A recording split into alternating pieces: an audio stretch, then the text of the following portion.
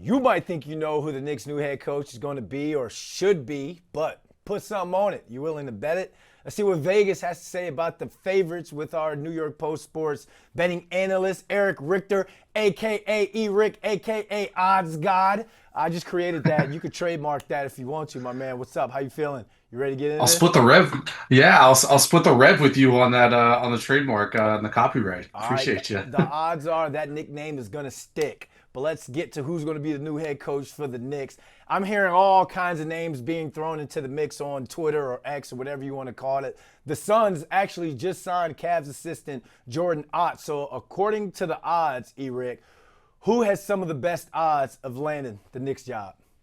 So we're looking at Michael Malone here as the favorite at plus 200, which I'm still confused about. Most reporters have said that Michael Malone, who's a very similar to Coach Tom Thibodeau, old school style, a lot of starter heavy minutes, not really interested in running gun, really slow paced offense. It'd be a kind of a neutral move. I don't know why they would do that. But having said that, the betting odds have Michael Malone favored. He was plus 125 at open. He's moved a little bit down to plus 200, so a little bit of movement against him in that regard. Johnny Bryant is the former Knicks assistant, also the assistant of the Cleveland Cavaliers. He's plus 300. And those are your two clear battling out as the clear favorites.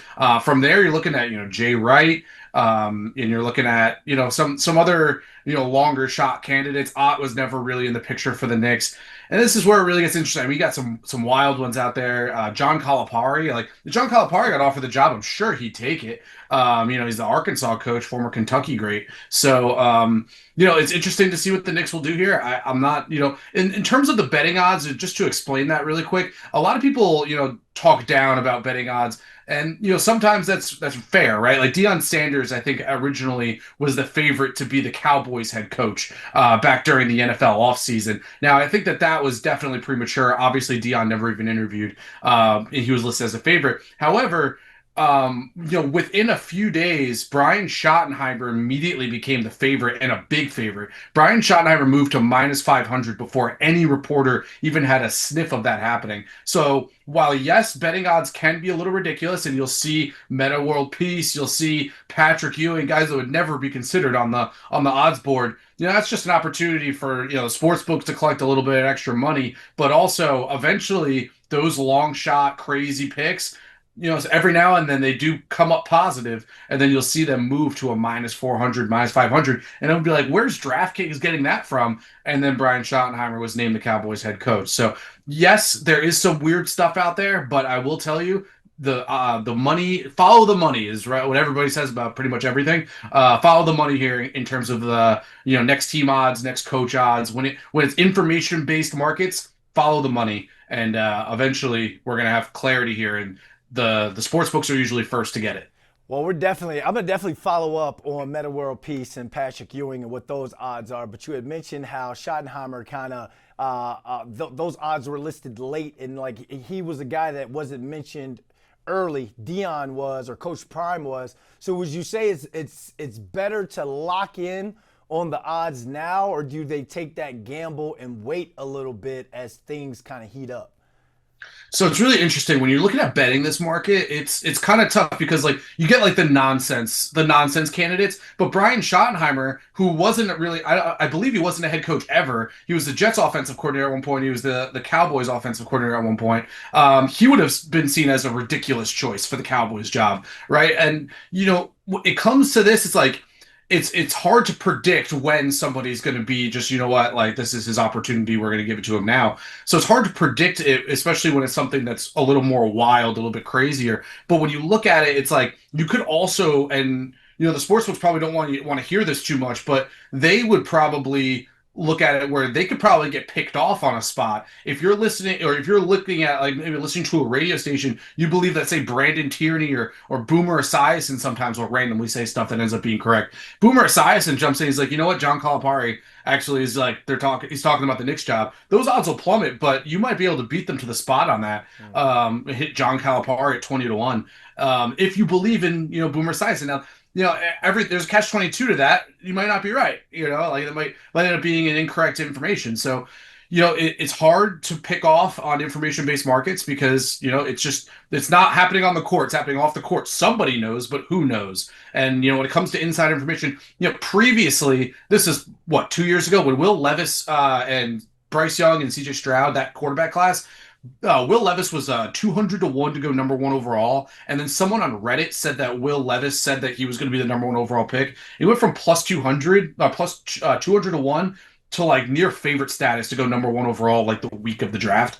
And then he ended up falling to the second round. So people lost money on that and the book collected. So you have to be careful. You have to pick your information wisely. Obviously, in that situation, you're looking at a Reddit thread versus maybe somebody that's a little bit more credible like Boomer Esiason. So you have to, check your sources, right? Everyone says that in reporting. Check your sources. This is an opportunity where if you like an opportunity, check your sources. All right, so basically the media and the internet can manipulate the market a little bit. So again, 100%. check your sources, even though in 2025, what does that even mean anymore? But let's go back to Patrick Ewing and Meta Sandiford Artest. I have to go with this government or new government name because this is a corporate job that he could be going after. After they're plus 10,000 and plus 20,000. Why would Vegas even list those odds or these guys on this list? It's just crazy enough to work. Patrick Ewing was the head coach of Georgetown, I believe. And so he at least has some, coaching pedigree. James Dolan's kind of a kook too. So it's like when you have and again, I'll bring it back to the Brian Schottenheimer thing where Jerry Jones kind of just does whatever he wants. Like whether you're interviewing or not, he's not really interested in that. He just wants to know, like, I want to hire my guy. So Jim Dolan could totally do something out of this, maybe not that out of this world in hiring Patrick Ewing, or especially Meta, I don't, Cinderfold, World Peace, Artest. I'm not sure exactly what his new name is. It changes so frequently. Artest doesn't really make any sense. That's just up there, I think, for funsies. I know he put his name out there on social media. I think it's kind of like an ode to that. Yeah. And obviously, we're talking about it right now, so it's working. I would venture to guess that has gotten 0 bets. At least I would hope it's gotten 0 bets. But yeah, when you're looking at it, there's a lot of weird options. And again, you'd be surprised on some of the stuff that happens out there. It is pretty. I mean, nobody said that Deion Sanders would be the Colorado coach. I mean, Colorado's not a big enough, high profile enough job to get odds listed for it. But Deion probably wouldn't even been on the list if there were odds for it back, was it 2 or 3 years ago when he became the coach? When do you think they would list the odds on if Tom Thibodeau gets another head coaching job? Oh, they totally could. It wouldn't be like yes or no. It would be more so like they did this for Belichick as well. It wouldn't be like yes or no. Will Tom Thibodeau coach again? It'd be more like say well, it's a good job that would come up available. Let's say like if the Nets were to be looking for a coach, not that it would be, yep. But Tom Thibodeau would probably be listed as a favorite for that head coaching job, or maybe the Dallas Mavericks if Jason Kidd were to leave, the Houston Rockets, right? Like the Ime Udoka is talked about as potentially being an option for the Knicks, and he's not even listed by DraftKings right now. But if Ime Udoka left, I bet you Thibodeau would be a top candidate for that Houston Rockets job. Like I would be less than shocked if he took that. It's a perfect job for him, especially with a young team. All right, Oz God, appreciate you hopping on with us. Thanks, BL. Appreciate you, brother.